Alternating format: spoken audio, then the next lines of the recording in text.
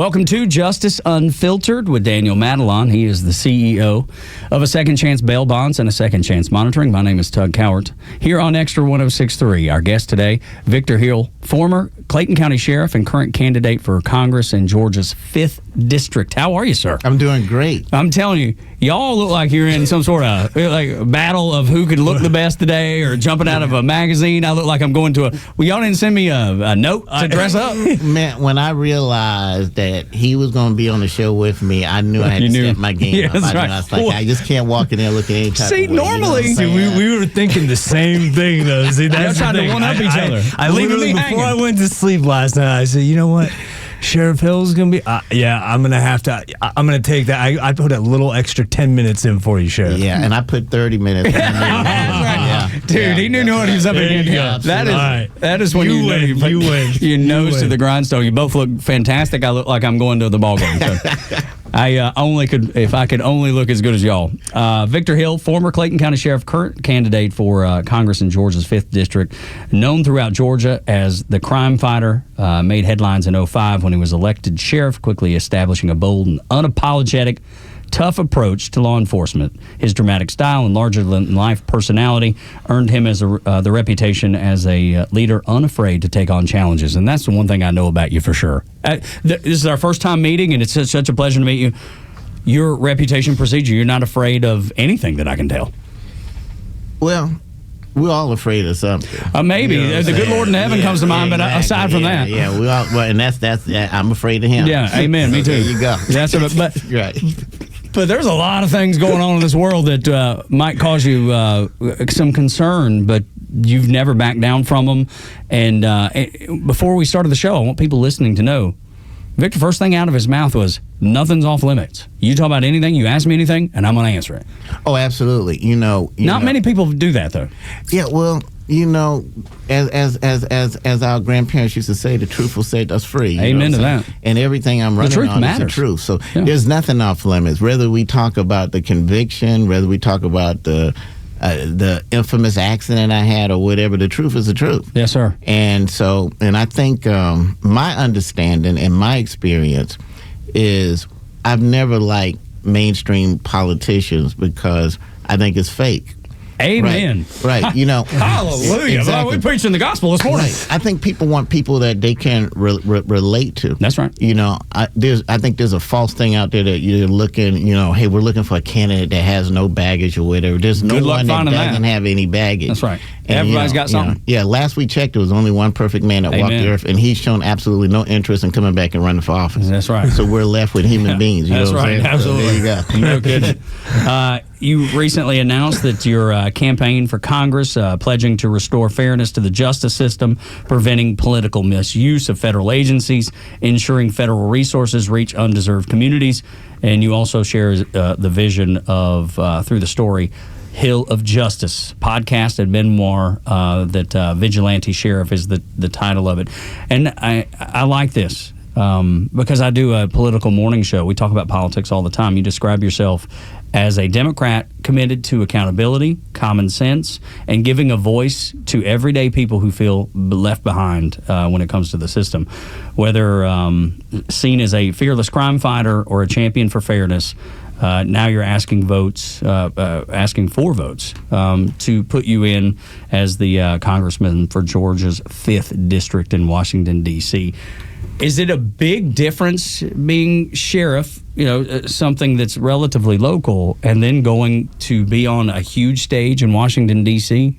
Well, it's a huge difference. I'm not a stranger to being a legislator. I was actually a state representative in Georgia back in 2002. So two very different jobs. One you're setting policy, the other one you're enforcing the law. But I'm glad you brought that up because that brings up an interesting introduction that we can do. A lot of people don't remember when I was a state representative, but when I got elected, it was the year that Georgia turned red. So for the first time in 100 years, we had a Republican governor, we had a Republican Senate. So what did I do? Did I go down there and start calling everybody that's a Republican racist and arguing with the governor and blaming him for everything that's wrong with Georgia? Didn't do that at all. What I had to do was work across party lines. Okay, what can we get done? And I was able to pull off a feat that a lot of people who've been in politics 20 years down there haven't done. I was able to author and pass 4 bills into law. There was no way to get it passed without bipartisan support because they're the majority. And guess who has to sign that bill or veto it? So by saying, okay, well, we can't work on this, let's shake hands, let's move on to something we can work on, I was able to develop relationships and get some things done, and not in meaningful legislation, things that protected kids from being molested, things that help victims of domestic violence so they didn't have to pay unnecessary fees that the very perpetrators didn't have to pay, and we were able to get some good things done. And that's what it takes. If you're a professional legislator, you've got to be able to do problem solving. Just a bunch of yelling and screaming and rhetoric gets absolutely nothing done. But Victor, that seems to be the only way I see politics work on a daily basis, and I talk about it on a daily basis. Why don't people take a page out of your book and do just what you said? That doesn't happen, and that's on either side. Well, there's a wise man once told me people grow old, they don't necessarily grow up. So the challenge is to try and grow up as we age, because we're going to age no matter what. There's a big difference there. But that's what it takes. I was a hostage negotiator and a homicide detective before I ran and became sheriff. And I can tell you right now, those years I spent as a hostage negotiator, I have never successfully negotiated anything by calling the guy who I'm trying to get to come out names and accusing him. That's not how you do it. And then, of course, he's going to have a support group there. He has to. I mean, he's going to have a sister, a brother, a mother, someone that doesn't want us to send water and they want him to come out. And I've never successfully negotiated anything by criticizing them and saying, how can you support this guy? That's just not how you negotiate to get things done. There is no legislation without compromise. There is none. And even when you're in the majority, there are still issues where if you don't have support from the minority, you can't get it done. That's right. And the only way you can do that is you got to be able to sit down at the table and negotiate. And that's how legislation is passed. And that's why I was successful just as a freshman legislator, first time, and I ran for sheriff afterwards. I was only there 2 years and get it done.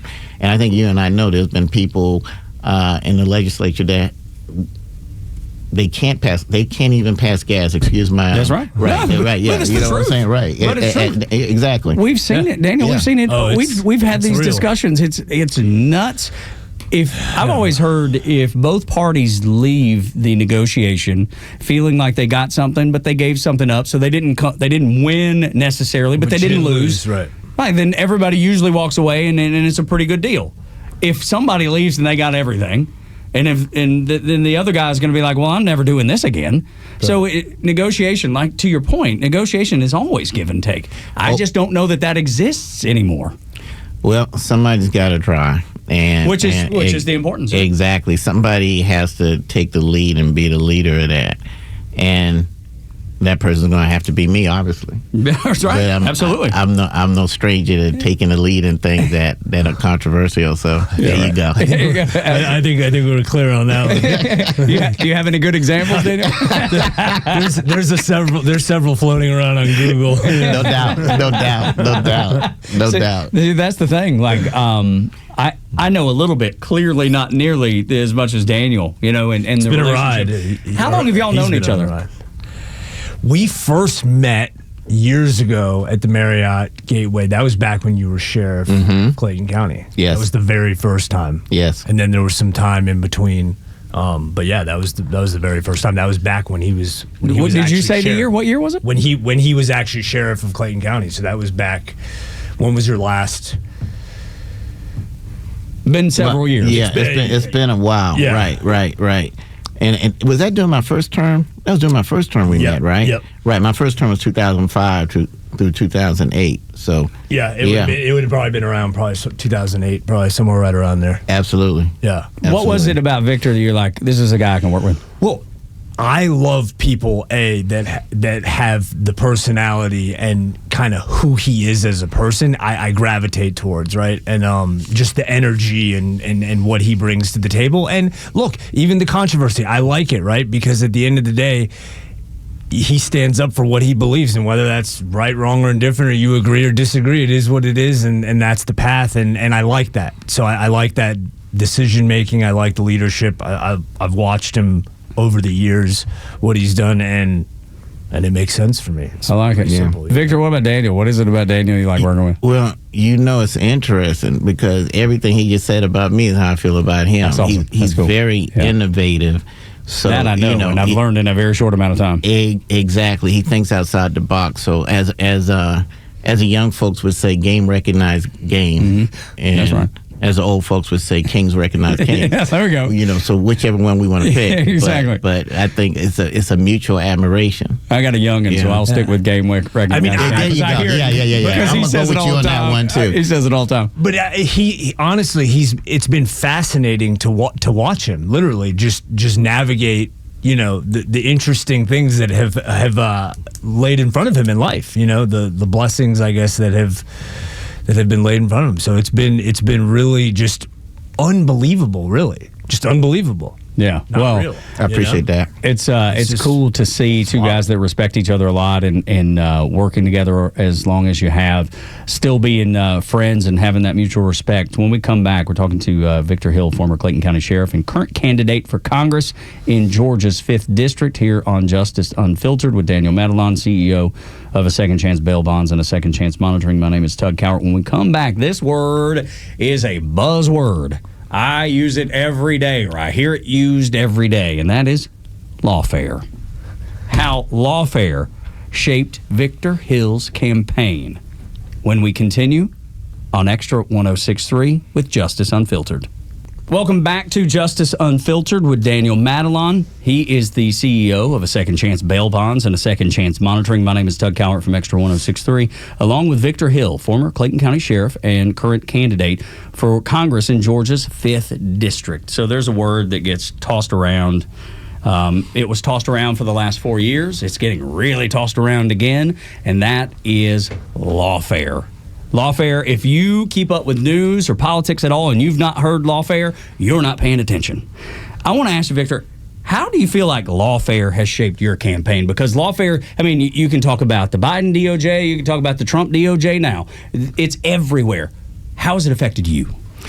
Well, that's a very, very good question. Let me start out by saying this.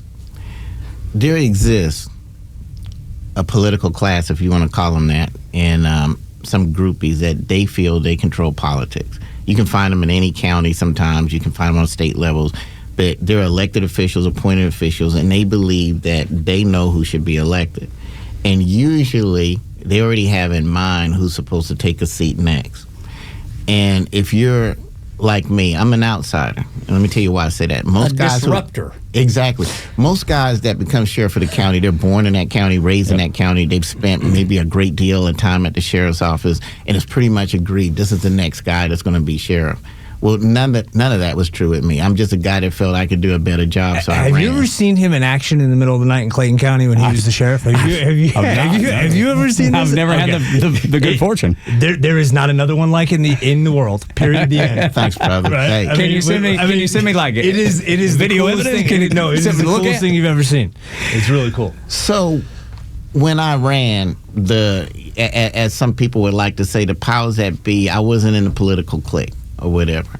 And I was even told by a former commission, hey, we'll decide who the next sheriff should be. You should keep doing what you're doing or whatever. Well, I ran and I won.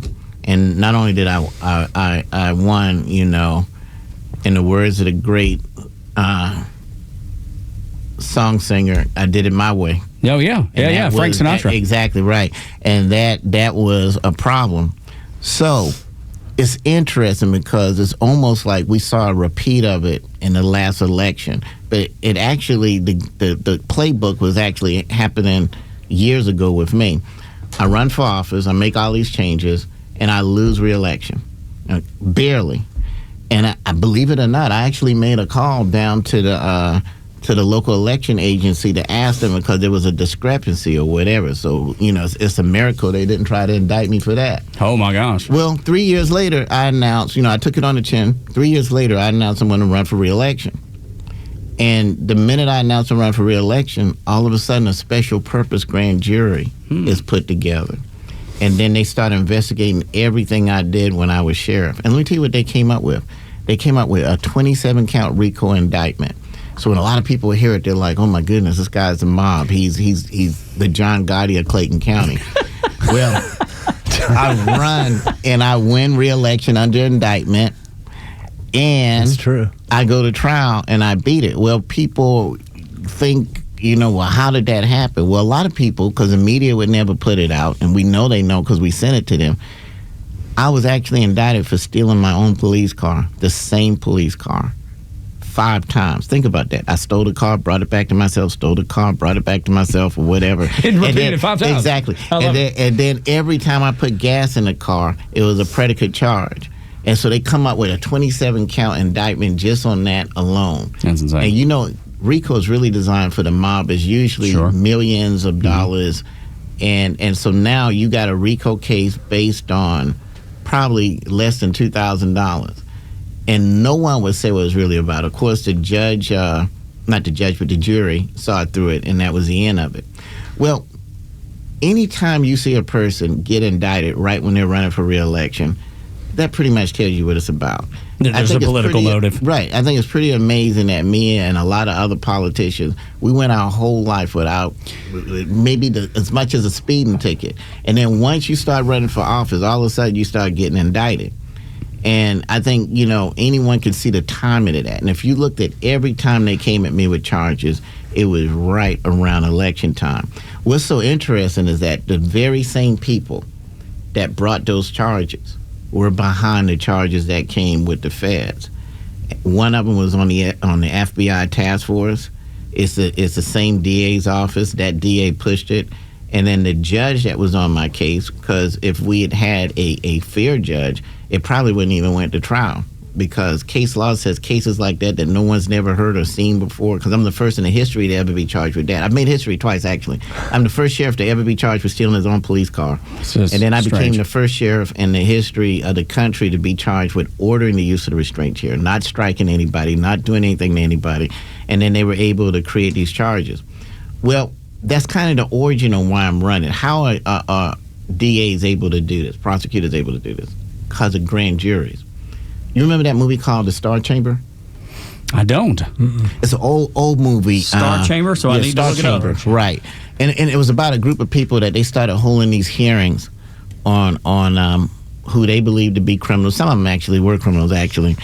And then they would decide their fate. It was a star chamber. Well, interestingly, in our country, we still have a star chamber, and it's called a grand jury. Because think about it. A prosecutor can go in a room with a grand jury. You won't be there. You might not even be notified. You can't be there to hear what they're saying. You can't bring your attorney in there, and you can't give a defense. So they can literally tell this grand jury anything they want to. And, people can lie not just by commission, but omission. Omission, of course. So, and we saw both happen in both instances when I was indicted by a grand jury. So that's why they say you can indict a ham sandwich. I've heard it a million times. Absolutely. So people think, okay, well, it's just something they do to politicians like me or celebrities like the Chrisley. Actually, this goes on every day. We're actually the only country that still uses grand juries, with the exception of Liberia, and they rarely use them. And in a system we have that's based on fairness, it's ironic that it's still there. There are 2 states that don't use grand juries, and you notice that they're going to be lower on the numbers of having a congestion in the criminal justice system and having people in their state prison. If we reform how we do grand juries, that would protect a whole lot of people. And that reform should be just as simple. They should be open. They should be transparent. You should be able to attend. Your attorney should be able to be there, and you should be able to give a rebuttal. I guarantee you, if that had happened in both cases, I would have never been indicted. So then we get to trial. Okay, why did we lose this trial? Why is it that the motion to dismiss didn't happen, even though it was clear that these type of cases shouldn't go before a jury? Well, we find out the judge is friends with the DA. Her husband used to work at the DA's office at the time they came at me and made up the stuff for stealing the police car. Seems like somebody should know that. Absolutely. Or it seems like the judge should make it known and recuse herself. Yeah. And then not only that, she's Facebook friends with a political opponent, and it turns out that her and her husband is friends with the main political opponent who helped push this through. What a web. Absolutely. So you wonder why. Well, I don't wonder why, but why is it that certain things weren't allowed to be introduced? Like like the fact that it started over a political campaign, and that the person that they claim that was in the chair is not only a person that's been in the chair several times, but he was working on a campaign to unseat me. All these type of things we weren't able to present to the jury. So it's in a vacuum. You know, things like the fact that none of these guys made a complaint. They went and sought them out and said, hey, were you in the chair? Well, guess what? You're a victim. And then all of a sudden, miraculously, all their stories are the same. Out of 630 people who've been in that chair, put there by my staff, because I think I'm only responsible for ordering it about 10 times, but only the 6 that I ordered are injured, and all of them miraculously urinated on themselves. Yet there's no decontamination reports. Yet there's no indication of it in the pictures. And some of them have been out of jail almost a year, never made a complaint, never said they were injured. But suddenly when they get contacted, next thing we look, charges are being dropped on some of them. And of course, so where's the line, though? Where's the line? Where's the line for law enforcement in that scenario? What? Well, again, I believe that the reason we see the increase in crime that we see is because law enforcement is afraid to do their jobs. And I think they're afraid to do their jobs because of what situations like you see that happen to me. Because I'm not the only one it happens to. It happens all the time in different situations. And I think the only way to stop that is you've got to take away that tool. You got to stop that the way I used to stop drug dealers. I can't change a man's heart and not make him want to sell drugs. But if I put a car in front of his house with flashing lights, no one's going to come buy drugs, and he's going to end up moving someplace else. That's a good point. No, Right, yeah, that's well, a quick fix. Exactly. Well, there's no way to unroot all of the prosecutors that we've seen do stuff like that, and we've got we're notorious here, right here in Atlanta, especially Fulton County. But it happened in Clayton, happened in DeKalb with Burl Ellis. But what you can do is put guards in case, and that car with the flashing light would be to reform the grand jury. If a prosecutor no longer has the ability to control it unchecked, unfettered, and if they're held accountable, if they lie to the grand jury, like what they did with me, and tell them things that wasn't true just to get the conviction, and then don't even say it in court because they know it didn't happen. If that right there stops from a local, state, and national level, as we've seen lawfare turn out, you'll never see it again. Notice all of the lawfare situations we're talking about, it came as a result of a grand jury. Not a warrant, whatever. Up to and including the president. That's right. Yeah. It was indicted by a grand jury. And you can indict a ham sandwich. And everybody that was a victim of this politically, notice they didn't suddenly become the subject of an investigation until they decided to run for office or run for re-election. That right there tells you what it's all about. You're the only person that I've ever heard say this before. Eliminate grand juries. Why do you think more people who have not been, maybe they've been victimized by it, maybe they've seen it from afar, maybe they've seen it from the inside, why don't people say this more? Why are you the only one? Good question. I mean, sure, it's hard to answer. It's a good question. It could be fear. It could be fear because you're talking about going up a system that's already in place. You're talking about going up against people who can walk in a grand jury room today and indict you literally on anything. Yeah, you're making waves. Exactly. You're disrupting. And then once that indictment comes, then you're in the system. And you've got to figure out what to do at that point. And if you don't have the means or the will, then you get what I call a plea gun put to your head. Hey, if you go to trial, we'll give you 5 years. If you go to trial, you get 15 years. That's not fair. That's not what this country is based on. I mean, a person has a constitutional right to a trial. So to make a person have a trial penalty. But here's what's crazy. When I research what would happen if we reformed grand juries, when I research what would happen if we made that plea thing fair, not only would it unclog the criminal justice system, because all the stuff about we got a 95 conviction rate is a bunch of BS. It's not like we're dealing with some brilliant Perry Masons around here. Basically, you lie to a grand jury, you get an indictment, and then you put a plea gun to a guy and you get a conviction. Right. If you do that, we would save billions of dollars. The prison population would probably decrease by 25% just on that. And then we could get to the real cases. the real things that are going on. The real people are getting killed here in Fulton County. Cases that have yet to been solved, like this case that I think we're all still mad about when the woman and her dog was killed. We don't hear anything about that, but we're spending millions of dollars going after every politician we can find and fight all of these craziness when we can actually be getting to the real crime. That would fetter out all of these crazy cases. And not just that. I mean, there's some things like what we saw in Clayton County with 2 coaches. They're coaching a track star. Unfortunately, she collapsed, loses her life. Was there negligence on their part? Probably so. But you indict them for murder? Yeah, it seems strong. That's not murder. Murder is malice aforethought. At best, it would be involuntary manslaughter, which means negligence. And they indict people on stacked up charges just so they can negotiate a plea. And that's not right. Is that a money thing, you think? I think it's a lot of everything. I think it's money. I think it's power. Yeah, no Influence. doubt. Yeah, to say that we got convictions on this, and they're playing with people's lives, and that's unfair. A person shouldn't be charged with something they didn't do. If you want to say that they were negligent, that's fine. That's involuntary manslaughter. But to convince a group of people who don't know the law, hey, we're going to indict this person on murder, that doesn't even fit the elements. You couldn't even go to a judge with something like that and get a warrant on it because it doesn't fit the elements. So this is happening to the everyday man every day, not just the Victor Hills of the world, just not the Chrisleys of the world. It's happening to people we don't hear about because the only time you hear about it is if it's the type to get publicity, if you're a celebrity or a politician. Yeah, but this is happening to people every day. And this would be a great relief for them. So I'm fighting really for them. My case is beyond that now. So I mean, that's a scary thought to think that you could actually end up in a cell for years. Absolutely. And you did nothing wrong. I mean, potentially. And let me tell you this, you appreciate this as a businessman because this has actually happened.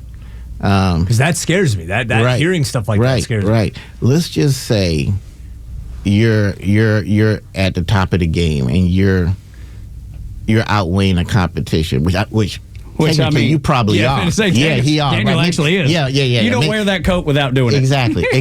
But let's just say your competition just happens to be friends with a prosecutor, right? And they got some type of deal or whatever. Well, if we can indict this particular person, well then he can no longer hold this particular license to have that business, and now we've eliminated our competition. Wow. That has happened. Like you wouldn't be referring to like a sheriff. That's true. That's very, very, very true. Hang on, I feel like there's an inside something that I don't know about here. Yeah, it goes back to my case. That's why I was referring. I was referring to his situation. Yeah, the guy was running against at that time, Kim Kimbrough. He and the DA were friends. They ran as a slate. I do recall this. Now it's starting to come back to me. Right. So when I ran for re-election, next thing you look, there's a special purpose grand jury. Where does that relationship stand today? With who? With Kimbrough. There is no relationship. Yeah. I was just asking. I was just asking. It was just a question. I'm one of those guys. I don't pretend. If you're an enemy, you're an enemy. There's really nothing to talk about. Right. You know what I'm saying? I saw him one day, and I can say with pride, no, I didn't shake his hand. Why would I shake the hand of a man that tried to send me to prison for 400 years so he could be sheriff? There's nothing to pretend about. Were y'all cordial prior to that? Yeah, I kind of knew him in passing. Yeah, but not. Yeah. But once you took it to that level, I don't. If a person thinks that it is okay to send someone to prison so they can win an election, or so that they can get you out so another guy can get in, they're not your friends. There's nothing. I don't even want to pretend like that, and that's why I think nothing of calling their names out and calling them out. Do you think there's parallels between what you're going through, lawfare, and what President Trump says he's gone through with lawfare? There's no way to really separate it, and let me tell you why. If you look at that first case, I win an election. I'm an outsider. I win. And then I lose the election, and not by much. And I even made a phone call to inquire about it. And I guess they didn't think far enough back then to figure, okay, let's make up a charge on him now, like they did in that particular situation. But then I come back and announce I'm running, and then all of a sudden there's a special purpose grand jury, and then next thing I look, I get indicted. So it's almost a similar story that predated what happened with him. And then fast forward, the feds are involved, so people think it's something different. It's not. It's the same people. The guy that led that investigation was a guy named Dennis Baker, a member of the Dumb, Deaf, and Blind, and he's on the FBI task force leading this investigation against me. The DA's office is referring the case to them. They're friends with the judge. It's very, very clear. Even a blind man can see. This had absolutely nothing to do with a restraint chair. It had to do with how do we stop this guy from either getting back in office or staying in office. That's what it is, and that's why I wrote the book on it. Yeah. Vigilante Sheriff: The Truth About Corrupt Prosecutors Weaponizing the Criminal Justice System. Talk about the book. Is there was there a moment where you're like, oh, I'm just going to write a book, or was it the idea introduced to you? Hey, you should write a book. How did it all come around? Let me tell you, that's an amazing story in itself. Before I left, I had someone get in touch with me, and they're saying, "Hey, we're going to do a documentary about that," and which is fine. So I pretty much knew that was going to happen, and that's in the works now. It should be out soon. So I get to prison, and I end up meeting an author. This guy's actually giving a creative writing class, and he's like, "Hey, you should write a book." And write a book about what? And actually, he had something totally different in mind. He was like, and it's a whole nother story. We'll go into it another time. My nickname in prison was Training Day, because by the time they heard all of the rumors and stuff like that, and all of the stories that aren't true, I think they thought I was that guy. It was kind of hilarious in a way. I actually had drug dealers walk up to me and shake my hand and say, we should have done it that way. I said, did what way? Goodness. I think we should have became a cop first. And that was brilliant. And I was like, hey, man, that's not what you think. You got this all wrong. Right. I'm not here because of that, right? Well, anyway, he kept saying, you should write a fictional book. And I said, well, I don't know about that. Truth is stranger than fiction. Yeah. And like I told him, I write about it in the book. I said, man, we got prosecutors out here making cases against rappers for their lyrics. I mean, I think if I wrote a fictional book, they'd try to find a way to indict me on that as if I was the head of the mob for real, right? That's right. So we just laughed about it. Well, one day, I used to go to this Bible study. And there's some very good preachers in prison. Oh, let me tell you, I bet a lot of people find the Lord. I bet people find the Lord there. Oh, definitely. So I used to go listen to these sermons. So one day, this guy, he gets up, and while he's preaching, he looks at me, and he says, Mr. Hill, I understand you used to live a privileged life. And everyone busts out laughing. It was funny. Even I had to laugh. Even though he tried to do a dig at me, I said, yeah. And he said, you're here for a reason, right? And I'm like, I'm trying to figure out what's the reason. I knew I was set up. I'm here for lawfare. It's political. So I was curious what he was going to say. He said, you were sent here so you could see what really goes on, so you could go out and fight for us. And it was very, very interesting. Everyone looked at me, right? Then there was an interesting conversation afterwards. And then there was another conversation with the author. And they all agreed, yeah, you should write a book. Well, I can't really take credit for that book. Technically, they wrote that book. They checked on it. They edited it. It's actually dedicated to them. If you look at the front cover of the dedication, it's dedicated to the inmates at the Forest City Correctional Center, which I call the university. I thought it was going to be my monastery. I was just going to go there and meditate and catch up on meditation. And it ended up being my university, and they ended up being my professors. And there's a part in there that talks about grand juries and plea deals or whatever, and a lot of that came from them. Not only did they inspire that book and help write that book, it was their idea. They understood everything about lawfare. I mean, they watched it and everything. They said, hey, look, they did that to stop you from running for sheriff. You do realize you can run for Congress. And I really didn't. And I said, really? You sure about that? And they're like, that's the way you fight this. Wow. So this campaign was actually their idea. So getting back to what you're saying about the president, there's no way to separate it. He ran and won as a convicted felon. I think everyone saw it through that. And now I think I won't be the first convicted felon to go to Congress, actually. Somebody did it in the 1800s or whatever. I may actually be the first African-American convicted felon to go to Congress. And that's interesting in itself. But lawfare is very real. It's There's very no doubt legitimate. about that. I believe and that part. It happened to me, and It's happened to him, and it's a fact. Let me just say this. Whether you like the president or not, that's your right. Whether you like me or not, that's fine. If you don't like a person, you don't vote for them. Sure. You don't indict them. Yeah, so there's and two send big them difference. to prison. Big difference. That's wrong. And I know you probably got another question to ask me. I hope I'm not rambling. No, you're good. No, you're absolutely good. But, you know, this issue was so pronounced, so profound, that I had a lot of my friends ask me. The question was, okay, you're running great. And when they found out I was running Democrat, they were like, you know, I guess they were wondering, okay, well, it was a Democratic DA that had you indicted twice. It was a Democratic appointed U.S. attorney that pushed it. It's a Democratic appointed judge that not only rigged the trial but coerced a holdout juror when a juror was out 4 days. How could you possibly run as a Democrat when they were behind that? And my answer to that is simple. You know, I've got outlaws in my family. 2 of them I had to run out of Clayton County. You know, one of them I put on a bus and sent back to South Carolina. The other one I ran back to DeKalb County. No insult to my friends in DeKalb County. Sure. But they're still my family. They're just wrong. One of them doesn't speak to me this day. I'm sure if we don't talk now, we'll talk in the afterlife. But they were wrong, and it had to be dealt with. These folks are wrong. They need to be dealt with. So I don't think the answer is to leave the party. I think the answer is to right a wrong and bring what the Democratic Party needs, and that's strong masculine energy and some common sense.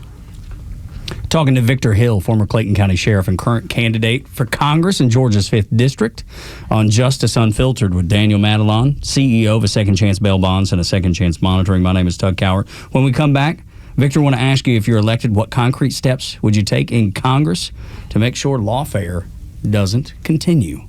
Next on Extra.